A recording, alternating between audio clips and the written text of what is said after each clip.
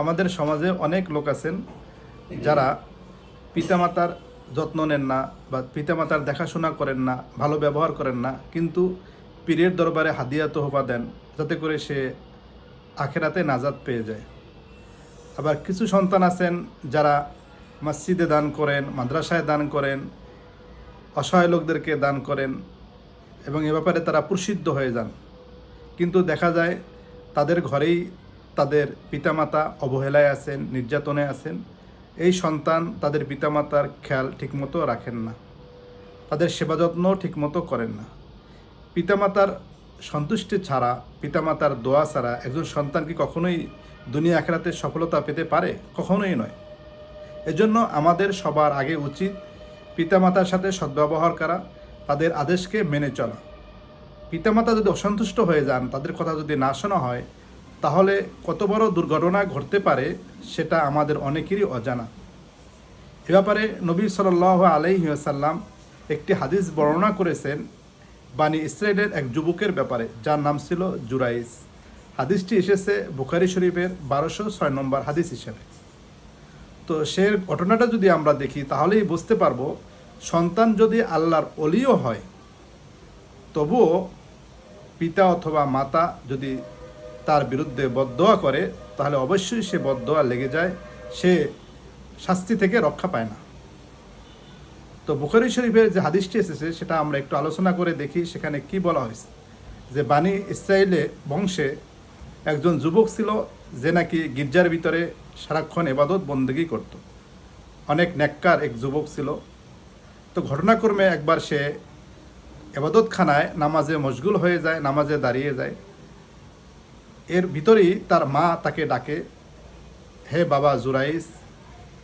যখন তার মা তাকে নামাজরত অবস্থায় ডাক দেয়, তখন সে মনে মনে বলতে থাকে, আমার মা, আমার নামাজ।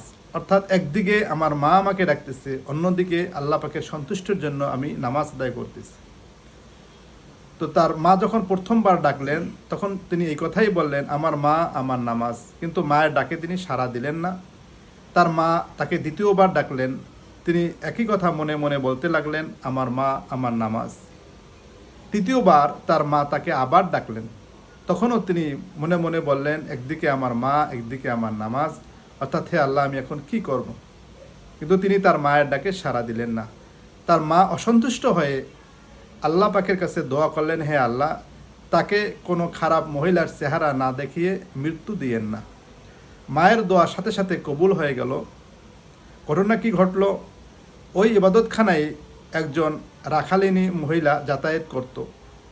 তো যাতায়াতের ভিতরে এক সময় ওই যুবককে সে কুপ্রস্তাব দেয়, কিন্তু সে প্রস্তাবে রাজি হয় না। কিছুদিন পরে ওই রাখালিনী মহিলার একটি সন্তান প্রসব হয়। লোকজন ওই মহিলাকে জিজ্ঞাসা করে, এই সন্তানের পিতা কে? তখন ওই মহিলা জুরায়েজের উপরে মিথ্যা অপবাদ দেয়, বলে যে এই সন্তান হলো জুরায়েজের, ওই যুবক যিনি নাকি ইবাদতখানায় ইবাদত করেন। লোকজন জুরায়েজকে এসে জিজ্ঞাসা করলো যে তুমি সারাদিন ইবাদত করো, অথচ তোমার এই অপকর্ম, তুমি নাকি ওই মহিলার সাথে অপকর্ম করেছো, যার দ্বারা এই সন্তান ভূমিষ্ঠ হয়েছে। তো জুরায়েজ রাগান্বিত হয়ে গেলেন এবং তিনি গিয়ে মহিলার তালাশে বের হয়ে গেলেন। মহিলাকে পাওয়ার পরে ওই মহিলার কোলে যে সন্তান ছিল তাকে জিজ্ঞাসা করলেন যে, হে সন্তান, তুমি বলো তোমার পিতাকে। তখন ওই সন্তান, শিশু বাচ্চার মুখ থেকে আল্লাহ তাআলা বের করে দিলেন সত্যিকারের কথা। ওই শিশু বলল যে আমার পিতা হলো অমুক পাহাড়ের এক রাখাল। তো এই ঘটনার দ্বারা আমরা বুঝতে পারি যে যদিও আল্লাহ তাআলা তাকে শেষ পর্যন্ত মুক্তি দিয়েছেন, কিন্তু তাকে তার মায়ের দোয়াকে আল্লাহ তাআলা কবুল করেছেন, অর্থাৎ তাকে এক খারাপ মহিলার চেহারা দেখানোর আগ পর্যন্ত আল্লাহ তাআলা তার মৃত্যু দেননি। তো এই ঘটনা থেকে আমরা শিক্ষা নিতে পারি, আমরা যতই ইমানদার আমলদার হই না কেন, আমরা যত ভালো লোকের সেবা যত্ন করি না কেন, যত ভালো কাজই করি না কেন, যদি আমাদের পিতামাতা আমাদের উপর অসন্তুষ্ট হয়ে যান, তাহলে আমাদের জন্য দুনিয়াতেও ক্ষতির কারণ হবে, আখিরাতেও ক্ষতির কারণ হবে। এজন্য সবসময় আমাদের পিতামাতার বাধ্যগত থাকা দরকার। আমার মা বা আমার পিতা যখনই আমাকে ডাকুক, আমি যে গুরুত্বপূর্ণ কাজে থাকি না কেন, অবশ্যই আমাকে তাদের ডাকে সাড়া দেওয়া উচিত।